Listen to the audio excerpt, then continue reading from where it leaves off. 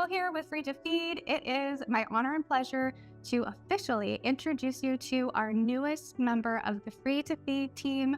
Welcome wholeheartedly from me and the rest of us, Kathrina Chow. I am so incredibly excited for this conversation, but even more so to have your expertise and your background on our team. So this is our opportunity to officially introduce you to the community, to our Free to Feed families across the globe, which I'm very excited about. So Kathrina goes by Kat, much like me, also has a more nuanced name that a lot of people can at times mess up. And so Kat and Trill coming to you today. So Kat, first and foremost, thank you for joining me, and would love for you to tell us a little bit about your background, what led you to why you and I meeting, I think is a kind of like storyline, and we'll jump in from there. Yeah. Again, my name is Kathrina Chow. I was born in the Philippines and I moved to Seattle when I was 9. And I grew up in Seattle, and currently now I live in Arizona. So I think I moved there in 2020 during the pandemic. I have 2 kids, a 16-year-old and an 8-year-old. And I think that's how my journey to postpartum care, labor and delivery, and breastfeeding really started. And back in 2008, I don't think breastfeeding was as big as it was as like today. And I remember when I first had Cameron, I just don't remember the lactation nurse making an impression that she was very helpful for a first-time mom like me. And so as a first-time mom, I just went home, had mastitis, like nipple trauma, and I just didn't know how to move forward. I didn't know how to pump to keep my supply going, and it was just a lot. So when at the time I was also a brand new nurse, like I just passed my NCLEX in I think November, and then I had my baby a month before, and then I started residency in January. So it was like back to back to back, and I just couldn't do it all on my own and struggled a lot and tried to figure it out on my own, which I didn't. And I knew as a nurse I wanted to do labor and delivery and postpartum care. So at the time, I didn't get into the residency program right away, but I knew I needed to get my foot in the door. So I did med search for about a year. And then I kept watching the job posting, and then I'm like, residency just opened. And then I contacted the department manager, and I'm like, hey, I'm already here. I know your Epic system. Can I get, transfer and do another residency? And I'm like, okay. So I started my residency, and they started me with postpartum care just because I could be utilized a lot more once I do postpartum care and then transition into another 6-week labor and delivery. Around that time, my daughter was about 2.5, and Cameron was nonverbal at all. And I really thought it had a lot to do with being in a bilingual household, trilingual actually, because my husband's Chinese, I'm Filipino, and our common language is English. So my parents would speak to her in Tagalog, and I would speak to her in Tagalog, and then my husband Chinese, and then my in-laws were speaking to her in Mandarin. And so we thought it was that. So initially the doctor said, I'm like, okay, let's just speak English at this point. And I'm like, okay. And then by the time she was 3.5, she was still nonverbal. And that's when she went through like Children's Hospital, and she had a lot of red flag of being on the spectrum. And so during that time, after like 6 months of back and forth with different providers trying to get like the first consult, a second opinion, and then she was consistent with being on the spectrum.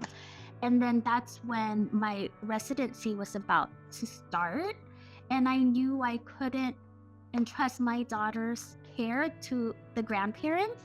So I had made the decision to right there and then go per diem right away. Right at the beginning of my career, I went per diem again right away, so I could take her to all her PT, OT, speech, um, and then trying to recall, and then that's when I just dive in like postpartum care and lactation. If I couldn't be of help with mothers in labor and delivery, I knew my heart was with working with families, starting the new families, and yeah, that's kind of how and I remember feeling like, how do I make an impact on this first time mom, or second or third time mom, but as a postpartum nurse, we have you for 24, 48 hours maybe. How do I let you know and for it to transfer on your end, like there is support for you after you leave this hospital? Because I think that's where I was dropped. I didn't know that there was help, and the help that I did got from the hospital system, I didn't trust it, and so I wanted to be that support for them when they went home. And so today I've been in postpartum care for 16 years, and I've been doing lactation for the past 10 years. I'm actually coming up with my 10-year recertification for IBCLC at the end of this year. So I just love teaching. I love mothering the moms. Like, a lot of the time everyone is just focused on like, baby, what does the baby need? We need to do everything for the baby, and then in the background, mom is like falling apart, doing her best to do what's best for the baby, disregarding herself completely. And I just wanted to be that support and that voice, and I'm like, no, we need to take care of you because you guys are a dyad, and what's best for you is really ultimately what's best for baby. Yes, yes, yes, yes. So first of all, thank you so much for sharing all of that. What an incredible journey. And I think, I find it's so both powerful and inspiring when I meet fellow parents who have really been through the trenches and feel like not only, of course there's going to be an amount of like a little bit of, in my opinion, how I feel is like some animosity of like, why wasn't this better? And then also like hope though, right? There's like hope of like, but it could be better, right? So there's a little bit of animosity of like, what the is going on here? And then this hope of like, what, like maybe it could be better. And so, and I think that is something that I won't really want to like applaud you for. And I think that the other thing in your story and your journey that you mentioned that I think is really powerful here is exactly what you mentioned about mothering the mother, right? Like really supporting the parent, because 100% that's yes, like the baby and the baby is adorable and wonderful. And yes, of course. However, research even proves this over and over and over again. And culturally, we know this from past cultures, and before we get into kind of the state that we are right now, that the focus almost always, especially in the past, and the focus in research that is most impactful is focusing on the mother, because that's who is largely taking care of the baby in some capacity. Not that other partners don't play a role, because they absolutely do. However, it feels very much, just as you mentioned, that like that's the person who gets forgotten, even though that's the person whose body has been through the most trauma, mentally, physically, emotionally, nutritionally. There's so much there that needs to be helped and worked on. And so, and most certainly see this overwhelmingly in the food allergy community, right? Because I know I experienced it too, where got back from the hospital, and what a powerful point that you make about like when you are in that position as a nurse, having such a short period of time to like make an impact. Not only do you only have that 24 to 48 hours, but you're only able to like focus on that individual oftentimes for like a few minutes stint at a time. Exactly. It's not like you can just live in their room. That would be lovely. Live in their room for that 24 hours. You're helping many families at that same time. And so then they go home, and I had the same experience too, where I kind of felt like I jumped out of an airplane and I forgot to bring my parachute with me because I didn't know where to go to Yes. reach out for next steps, Yeah. that there could be help. I remember the crying because my Mhm. nipples were in shreds, right? Yes. Yes. Whenever I talk to their parents who are talking about like nipple trauma and mastitis and things like Yeah. that, like, I swear 9 and 6 years later, my nipples like invert themselves. They're like, nope, yeah, Yeah. trauma, go away. Don't want to talk about that. Because it's real, right? Yes. Like Yeah. that memory is there and it's very, very real. Yeah. Um, so I appreciate you mentioning that. And what we see more often than not, I think, in the food allergy side of it is that gets compounded, right? It's Mhm. Yeah. there's the lack of support. There's the I'm just gonna put my head down and get it done, and Yeah. eventually hopefully it'll stop hurting. I remember that being like my mentality, like if I just keep going, it'll stop hurting someday, Yeah. Yeah. or my nipples will fall off. Like one of Yeah. those two. Yeah. Yeah. And when you add food allergies on top of Yeah. that, compounds, right? Where Yes. like now you're dealing with the overarching lactation issues that you deserve support for. Yeah. And now you're messing with what you're eating. Yeah. Yeah. That, for many of us, has like fundamental impacts on our mental health, Yes. physical health. Are we getting enough nutrients in? And we're the first to go, right? We're Yeah. the first to be like, whatever, it doesn't matter. I'll live on ice chips just as long as my baby's okay. And not having someone around us to help us take a half step back to say, well, I get what you're saying, and I applaud you for, your dedication. However, you living on ice chips is actually not good for baby. Yeah. Yeah. So I really appreciate you kind of laying the groundwork for all of that. And so today then, you are an IBCLC, you are a registered nurse, you work with families one-on-one through these lactation issues, and now coming on to Free to Feed to work with families through their food allergy journeys as well. Tell me, you kind of hinted to it a little bit, but tell me a little bit more about your background. Do your family and still speak? And I want you to say it because I'm going to say it wrong. Tagalog. Yes. Okay. Yeah. Tell me about that, because one of the things that is super important to Free to Feed is that we continue to be able to expand who we can help and reach. And so I would love to hear more about your background as it relates to the fact that you are multilingual and what that means for the community. Yeah. So I am fluent in Tagalog, and I would just say something like magandang umaga po sa inyong lahat. In translation, that means good morning to you all, because it is morning here in Arizona. I know it's like lunchtime over there. Very fluent in Tagalog, and I just feel like in growing up in my Filipino community, like with my family, immediate family, and when I say immediate family, that means a community, because like my family alone has like 5 children, in-laws is 5, nieces and nephews are 10, cousins are 20, so that alone is like a full community. And I remember when I first had Cameron, like no one talked about breastfeeding. I think it's a very modest culture, and even when I was growing up in the Philippines, I was formula fed, and my 4 older siblings were formula fed. It's just, I think I never saw anyone breastfeeding growing up, and that breaks my heart. Like I think in the Philippines, I also have happened to visit last summer in the Philippines. We stayed there for 2 weeks, and seeing families is just natural for me here in the US, and I'm like, oh, they're breastfeeding. Oh, they're breastfeeding. I'm like, that's so natural. But in the Philippines, I just didn't see that when, and we went to 2 different cities. We went to Cebu and Manila. Manila is like a metro, like it's a big city. And I also didn't see any breastfeeding.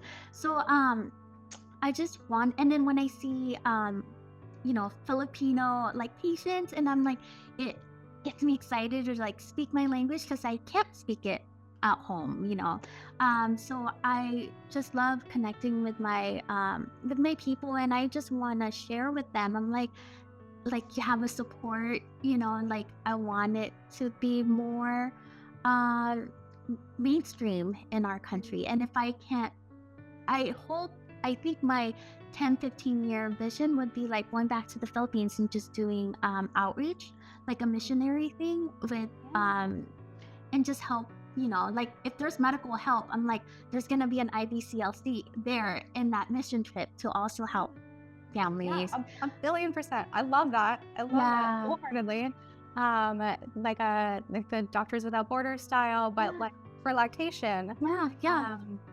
That's amazing. I love that. And I um can see how, if and when breastfeeding does happen, how it's happening Yeah. behind closed doors, right? Like you mentioned, or like Yeah.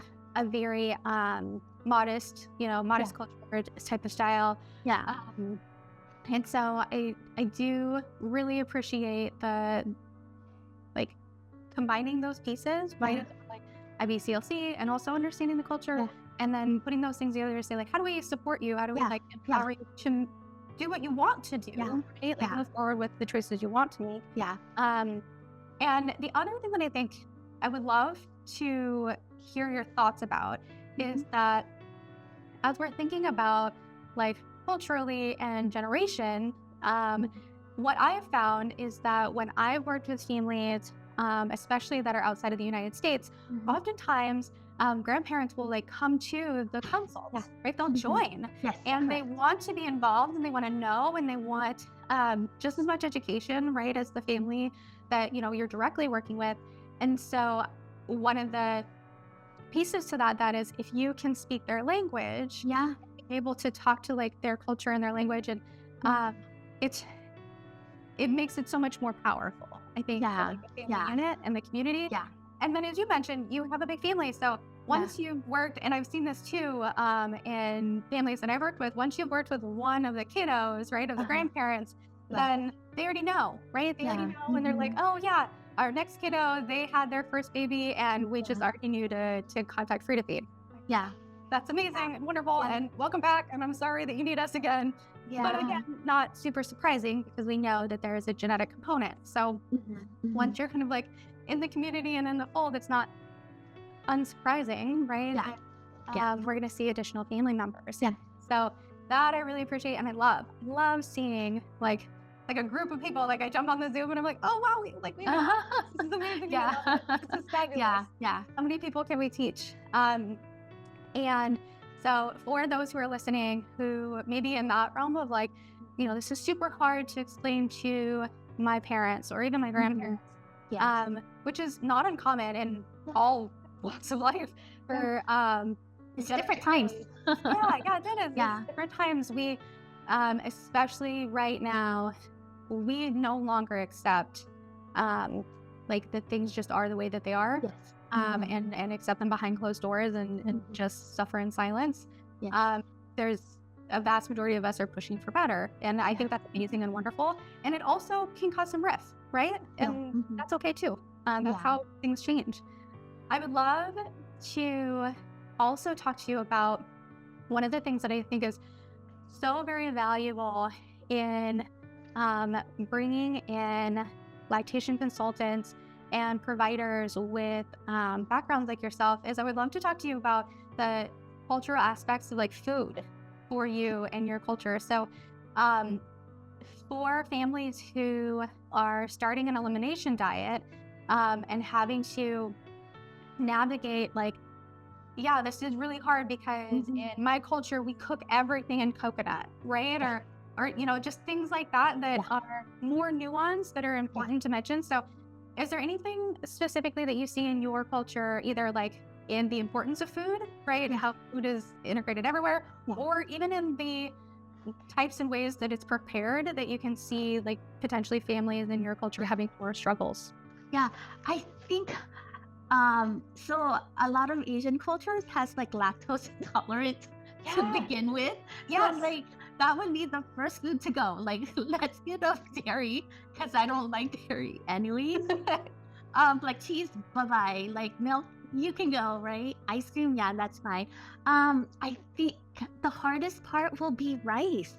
Because that's like we eat fried rice in the morning, we eat white rice at night for lunch, and we eat rice at dinner. And so that would be really, really hard to if that was such a staple. But for the families that I worked with, a lot of them are like peanuts, like so that was an easy thing because we don't cook a lot of dishes with peanuts. I mean, we have this dish, it's like, in translation, it's like peanut soup, like peanut butter soup with Oh yeah, oil and that like sounds it's called, delicious. yeah, it's called kare kare. And like in that terms, and it's such a specialty dish. It's not something that like we eat on a weekly basis. It's like once a month or during party. So even I don't think even the peanut won't affect. Cheese, we don't have a lot of cheeses in our daily, you know, food intake for breakfast, lunch, and dinner. So I think it would have to be wheat. So wheat and rice, because we love bread. Anything carbs would be uh, really hard to get rid of. I, but yeah, when I was looking at the top four allergies, and I'm like, in our culture, I don't think it will be that hard. The hard part is acknowledging that you need help. Mm. And Yeah, culturally, I can see that. yeah, and in the Philippines, there's not like healthcare how we have healthcare here, In the Philippines, you could be dying at the ER. If you don't pay cash up front, you're not gonna get treated.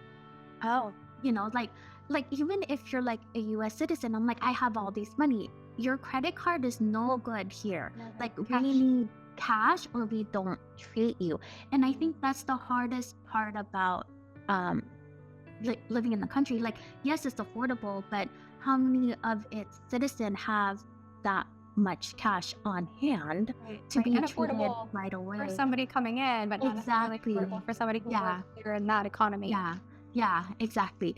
And so, because in my community, they'll try breastfeeding like at the hospital that I've witnessed, and then it's so easy to just transition into formula, um, because I could only assume it's, lifestyle is easier. I don't have to, you know, breastfeed every 2 to 3 hours. And a lot of the women are working moms. They have to be back at work at 6 weeks, at 8 weeks, right? Grandparents, I'm like, with my 2-month baby, let's put rice cereal in the formula and she'll sleep for 8 hours. And I'm like, don't do that. And I'm like, that was, how old is your son? A long time ago. We don't do that, now, Yep. right? So I think, I think the art of breastfeeding has been lost, even here in the US and even more so in the Philippines. And I feel like it's it's even more important to breastfeed in the Philippines because they don't have the resources to clean water, right? I my mom would joke because I was the fifth child in the Philippines that by the time they got to me, my brother got the top tier of formula, and by the time they got to me, I was getting condensed milk and watered down condensed milk. Oh my goodness. But that is real. Like families are trying to stretch their money, they're watering it down, right? And so I feel like if we empower this woman, like give me 2 weeks with this mom, let me, teach her how to do it, get rid of the pain, eliminate the pain, and get your supply going. Like that would be, I think in the Philippines would really help a lot of families economically, financially, but I feel like the art of breastfeeding really has been lost. It was no longer passed down. Like my mom didn't know how to do it. Her mom didn't know how to do it. And that was when we were living in the Philippines. Right. Yep. So I feel like now, like to be able to get lactation help, that's a status. I'm like, I'm well off that I can get, lactation support. But it shouldn't be that way. Like it's our body and it's so natural. And I think that's what I love about like free to feed is like, this is financially available to anyone, regardless of financial, state. And with insurance, that's not the case, so just trying to, like I do have a passion for this. Like I was that family. Like I remember when we went to Cebu, we were at a resort, and then there was a fence. On the right side was the resort. It was beautiful. And then on the left side was poverty. You know, it's going to make me cry. Oh my gosh. But I showed my girls and I'm like,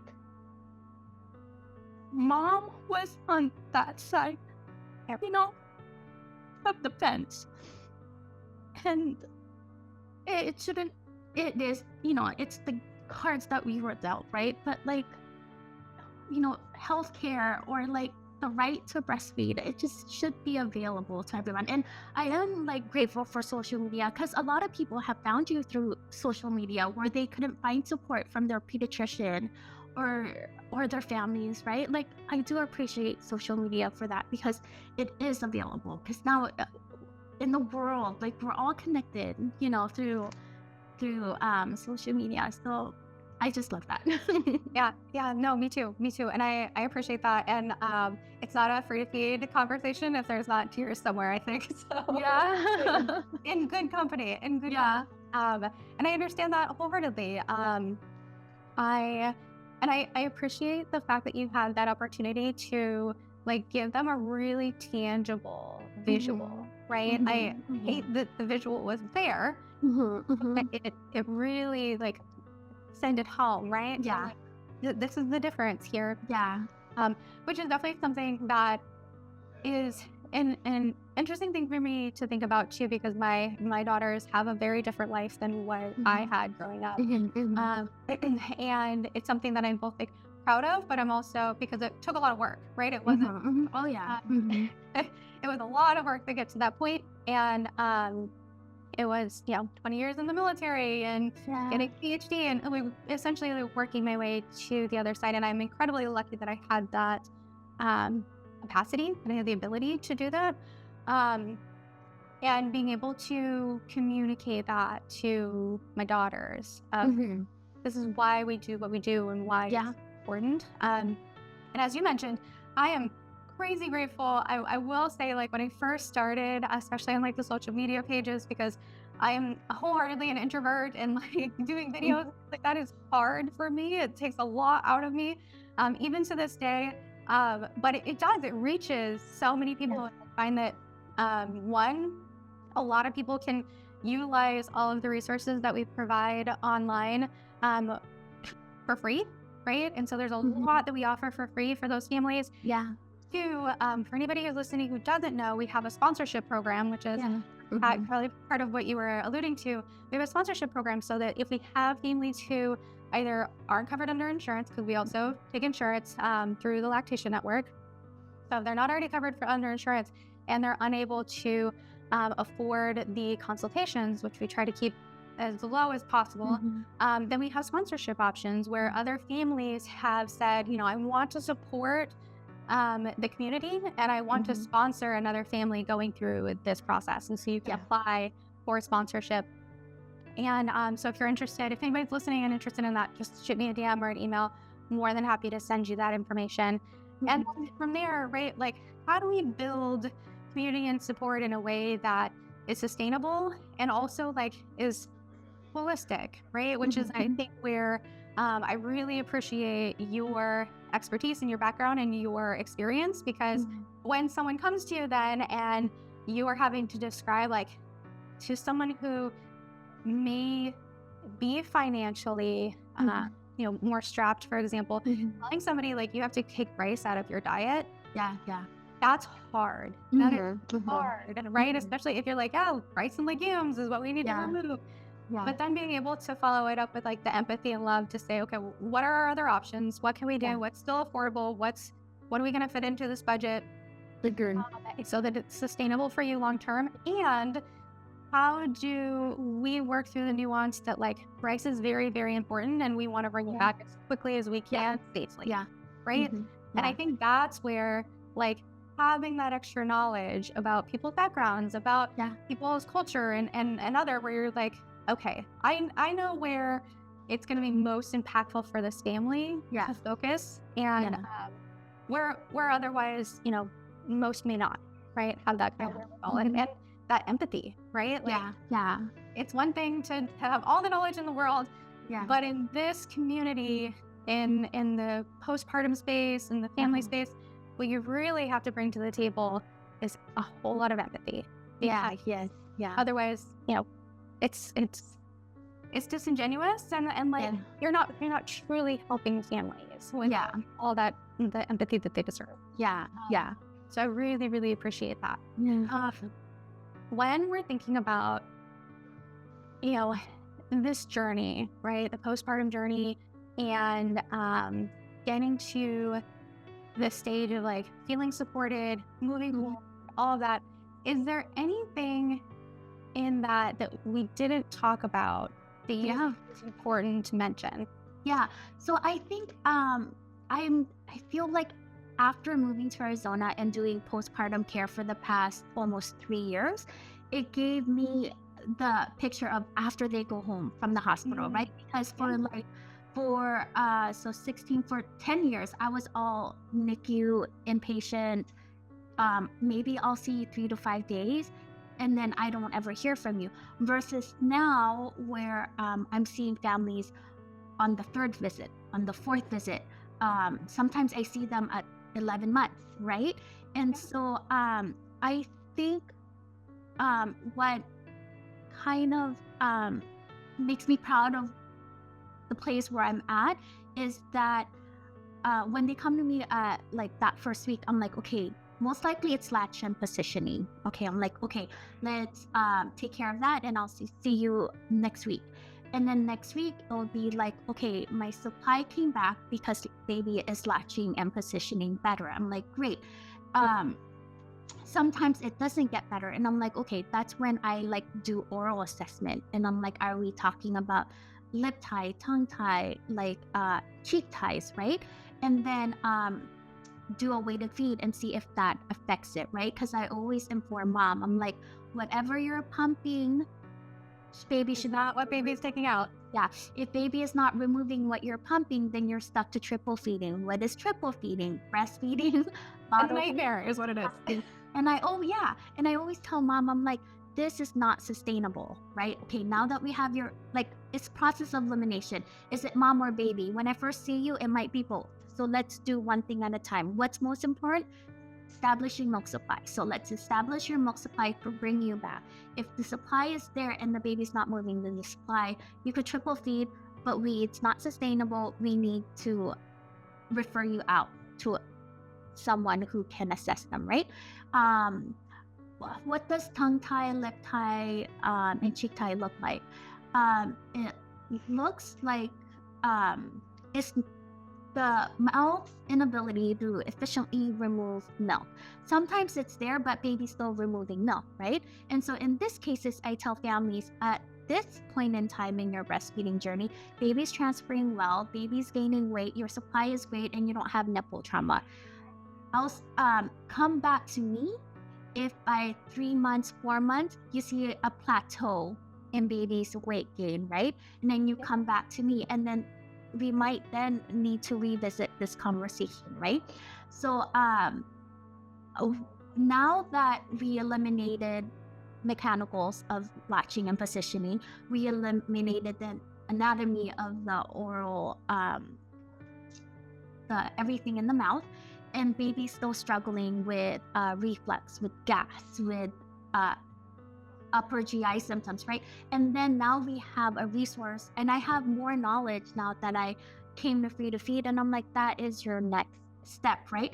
I think a lot of the providers in my area, they don't know to go there, right? Because not a lot of people are aware of like food reactivity or food allergies, and providers are all, they just care about baby gaining weight, right? Like, how does baby gain weight? How is mom's mental health, right? What does mom want to do? Like, are those asked when doctors and providers are saying, I'm like, well, baby's having a reaction to your breast milk, then let's just transition to this, right?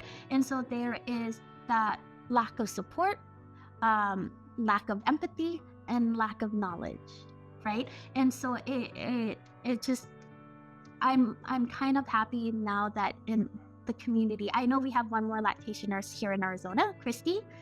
Yeah. And so like it's just another support system for them to hear them out and to let moms know like this is a real thing. Like food reactivity is a real thing, and we don't have to go from breastfeeding to formula right away, and just If you don't want to, right? yeah, yeah. If you choose not, yeah, if you don't want to, but there is options, even to just talk to someone and think out loud or get the expertise in and say, what does studies show? What is available to me so I can make an informed choice, decision. Yeah. Yeah, I really appreciate that you mentioned the lactation issue side of things and like navigating that, because it's nuance, right? There's more, there almost always. Yeah. Almost always, there's more than one thing going on, Yes, right? yes. Unfortunately for us, right? It would be Yes. wonderful if it was like, this is the one thing and that's it and that's the end. Yeah. And like off to the races you go. That would be lovely. And I wish that for Yes. everyone, or Yes. that just nothing is wrong at all. Yeah.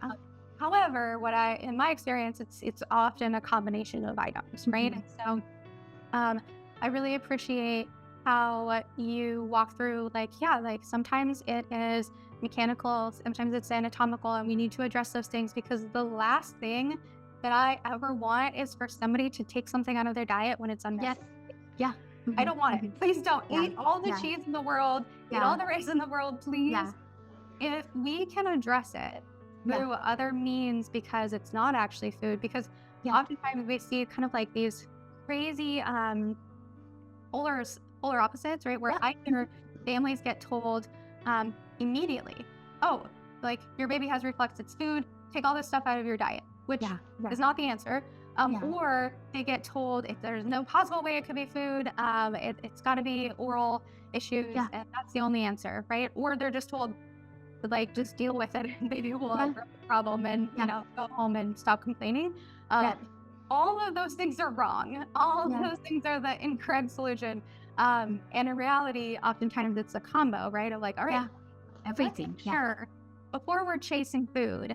Yeah, exactly. And maybe we end up like, we've got to, address oral tissue tethers, and we've got to address elimination diet. But the last thing I want you to do is to ignore the fact that a symptom or symptoms is pointing towards one or the other, and only tackle one, right? Because that's when we end up in the spaces of like a family coming to us and being on a crazy egregious elimination diet, only eating a handful of foods, and we have to take a step back, which is where at Free to Feed, what I have found to be more and more valuable is to bring in experts like yourself who can make those assessments and say like, okay, let's look at the other pieces, right? There's a dyad here. There's two different bodies and two different things happening in both bodies, and they're interconnected. Let's look at both and make sure that we're not chasing down something when there's other potential causes. And that's where like the IBCLC side of things come in. That's where the registered dietitians that we have on the team come in. That's where the pediatricians that we have on the team come in, right? It's more holistic. It's important for us and for our families that we work with to actually have that type of support. Because if anybody comes to you and says like, just do this and like go away, that's not that's not helpful. And I'm sorry to anyone who's experienced that, because you right on the head, right? Like do this and then come back. And then come back, because that may not work. That may not really, you deserve exactly to say like, okay, that worked really well, wonderful, great. Let's address in 3 months. Or that didn't work and let's keep trying. Exactly. And sometimes I would tell moms, like, even if things are going well, if you mentally need me here and talk through it, and I'm like, come back, like I'm here for you, for your baby. And when I say you, like the whole you, like physically, all of you, mentally, good, bad, and ugly, emotionally, all of you. because it is a transitional piece. Like you're already trying to learn how to be a first-time mom, right? And then you're trying to learn how to be a first-time, second-time mom, and then a first-time, third-time mom. Like it doesn't matter if you're your first baby, your second baby, or third baby. Every time, there's another layer of like management and how to be for everybody, for your husband and all your children, on top of latch and positioning on top, and then food allergy, and I'm like, oh man, like so it you know it's it could be a lonely process, and just knowing like through social media. And I think the more providers, I think that's how we met each other, is like you went to our clinic, and I've never heard about Free to Feed, and my boss is like, hey, do you have any patients? Step on right in. And I'm like, okay. And then that's when I like dove, a deep dive into, I'm like, okay, so, and then watching all of your videos, it's so helpful. And that's when I started incorporating free feed, is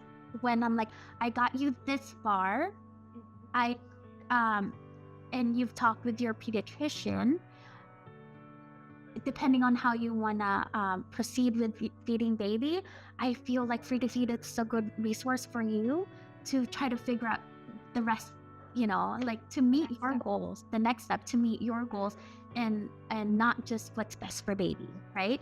And so, I just love that now I have another notch in my belt to kind of use and share with my one-on-one patient, or with my my group.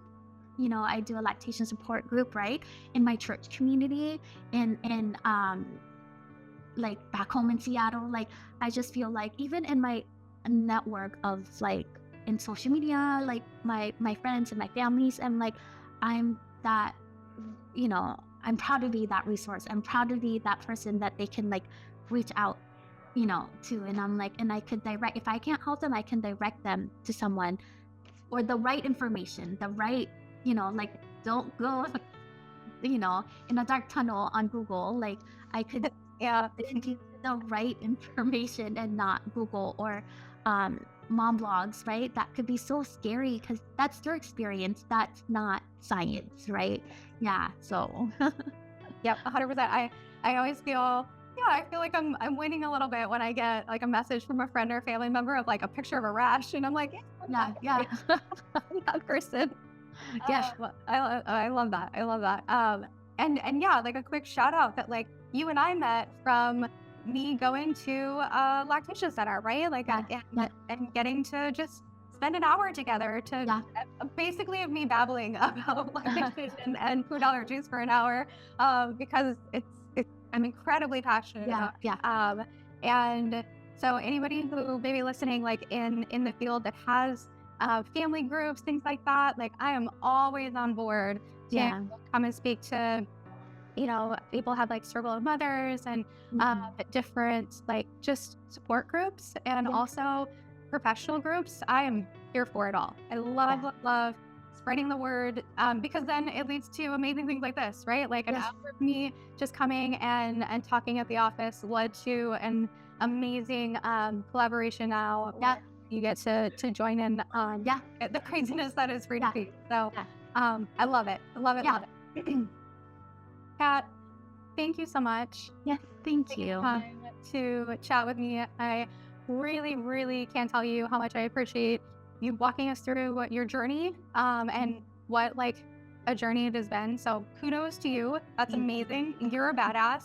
You're incredibly inspiring.